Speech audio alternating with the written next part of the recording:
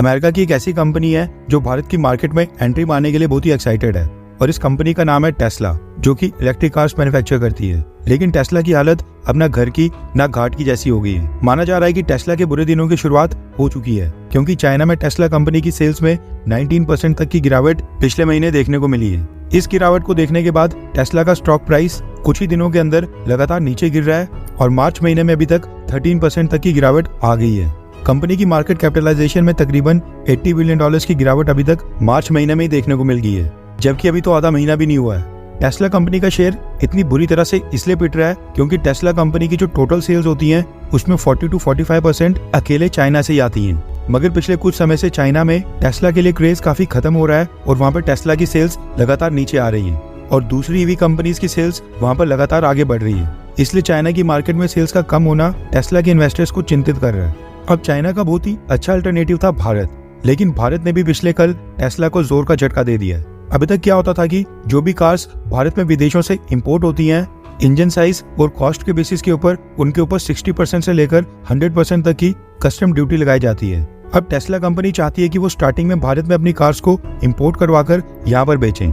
इसलिए Tesla company ने अपने लिए कंसेशन मांगते हुए इस कस्टम ड्यूटी को 40% के ऊपर फिक्स करने की डिमांड की थी। पिछले साल 2023 के जून महीने में इलॉन मस्क ने ये डिमांड लेकर प्रधानमंत्री मोदी जी के साथ भी एक मीटिंग की थी और हमारे commerce, trade and industry minister Piyush Goyal sir पिछले साल जब अमेरिका के दौरे पर गए थे, वो भी अमेरिका की टेस्ला की फैक्ट्री में विजिट करने गए थे और कई दौर की नेगोशिएशन के बाद लग रहा था कि थोड़ा सा टेस्ला झुकेगी, थोड़ा सा भारत की सरकार नरमी दिखाएगी तो बात आसानी से बन जाएगी। लेकिन इलॉन मस्क की कंपनी टेस्ला अपनी शर्तों के ऊपर तस से मस होने का नाम ही नहीं ले रही थी।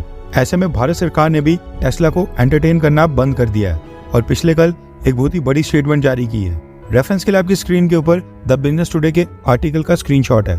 कई राउंड की नेगोशिएशंस और टॉक्स के बाद भारत सरकार ने यूएस बेस्ड टेस्ला कंपनी की कस्टम ड्यूटी में कंसेशन की डिमांड को रिजेक्ट कर दिया है और भारत के commerce and industry minister Piyush Goyal sir ने पिछले कल एक स्टेटमेंट जारी की है, जिसमें उन्होंने कहा कि इलेक्ट्रिक व्हीकल्स की ग्लोबल मैन्युफैक्चरिंग इंडस्ट्री को भारत में लाने के लिए भारत सरकार इस समय कई सारे स्टेक होल्डर्स के साथ नेगोशिएशंस कर रही है। हमारे पास यूरोप, अमेरिका, जापान, कोरिया और दुनिया के कई सारे रीजन के पोटेंशियल इन्वेस्टर्स मौजूद हैं। अब कोई भी कंपनी सरकार के सामने अपनी डिमांड्स को रखने के लिए पूरी तरह से फ्री है, यानी कोई भी कंपनी अपने मुताबिक सरकार से कुछ भी डिमांड टेबल के ऊपर रख सकती है। सभी को आजादी है, लेकिन उसका ये मतलब नहीं है कि सरकार उस डिमांड के ऊपर अपना फैसला करेगी या फिर सरकार उस डिमांड को मानेगी। सरकार ऐसे काम नहीं करती है और मोदी सरकार कभी भी एक इंडिविजुअल कंपनी के इंटरेस्ट में अपने फैसलों के साथ हेराफेरी कभी नहीं करेगी। पीयूष गोयल सर ने साफ किया कि इलेक्ट्रिक व्हीकल सेगमेंट के लिए भारत सरकार कोई भी कंपनी स्पेसिफिक इंसेंटिव्स कभी नहीं देगी। यानी ऐसा नहीं है कि स्पेशली टेस्ला कंपनी को कोई टैक्स रिबेट,